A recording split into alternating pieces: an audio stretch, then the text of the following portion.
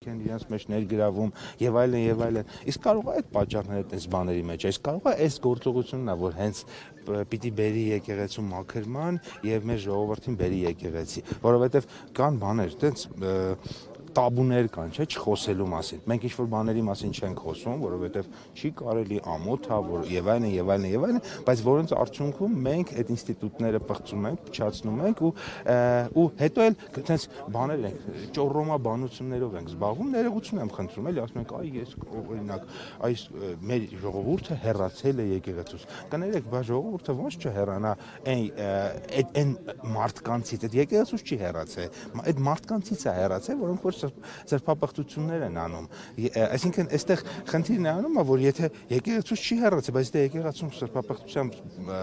մարդիկ են, ապա բնականաբար ժողովրդի եւ եկեղեցու կապի մեջ տեսակ ստացվում է անդունդ, ստացվում է ինչ-որ պատնեշ, որը պետք է մեկ հարց էլի Նիկոլ Փաշինյանն է արդար թե Աստված։ Անկեղծ հարց եմ տալիս ձեզ պարոն Պապյան։ Ես փիլիսոփայական հարցերի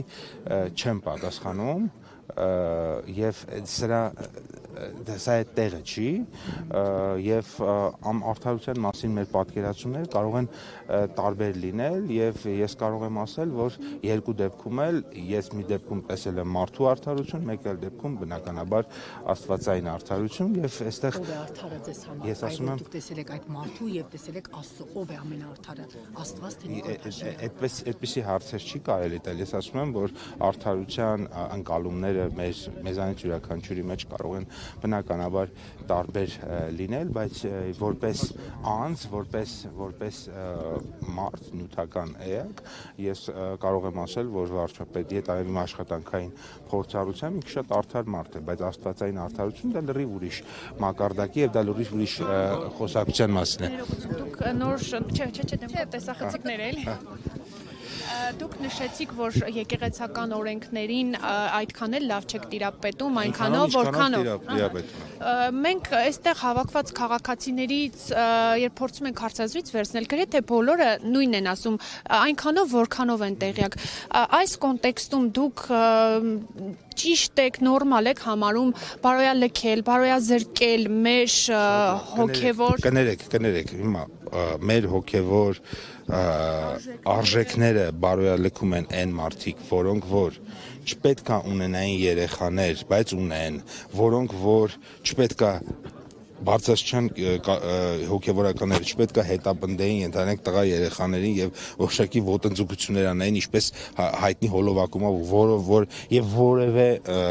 մեկը չասեց այդպիսի բան չկա, չպետք է օրինակ իրենց հարազատների հետ սեռական կներեք իրենց հարազատների հետ սեռական հարաբերությունների մեջ ունենել։ Հիմա ես հիմա ասում եմ, ես էլ եմ դատապարտել, ասում եմ, այդպիսի բաներ անող մարդիկ, այդպիսի բաներ անող մարդիկ, ուրեմն իրենք մեր ժողովրդին հեռացնում են եկեղեցուց, որը ամենամեծ վատությունն է, որը հնարավոր էր Հայաստանի Հանրապետությանը, հայ ժողովրդի եւ հայ առաքելական եկեղեցուն տալ։ Այստեղ գիտեք, ես ուղղակի չգիտեմ դուք ոնց եք ձեր մեջ ուժ գտնում այդ հարցերը մեզ տալու, որովհետև ուղղակի ամոթ է, էլի, այն այդ բանը էլի, այդ հակափաստարկները, որ փորձում եք գտնել, ուղղակի հակառակ կողմում այնքան, այսինքն դուք հիմա սրբապղծությունը փորձում եք բերել եկեղեցու փրկության հետ դնել մի բանի մեջ, երևի տարբերություն ու ընկալումներ են, ձեզ երևի թվում է, որ մենք հարց ենք տալիս, մենք ինչ որ մեկի կողմնակիցն ենք կամ պաշտպանում ենք, մենք մարդիկ ենք, ովքեր հարության ձայն են բարձրաձայնում, եւ մենք պարտավոր ենք ձեզ հարցեր տալ, որոնք նաեւ ձեզ հաճելի չեն։ Ձայնը ուղղակի ամոթ է, ժողովուրդ, ամոթ է։ Դուք հիմա լրացնում եք մամուլի ձայնը, ինչպես նաեւ ժողովրդի ձայնը նախորդ Կիրակի օրը Նիկոլ Փաշինյանի անվտանգության բնավ, պարոն Պապյան, ես բնավ չեմ ջղայնանում, դուք մի փորձեք հիմա իրավիճակ ստեղծել, որ ես ջղայնացած եմ, ես շատ բարությամբ լցված այստեղ կանգնած եմ, որ Նիկոլ Փաշինյանի անվտանգության աշխատակիցը քաղաքացուն լրացնելով դուրս հանեց եկեղեցուց, դա էր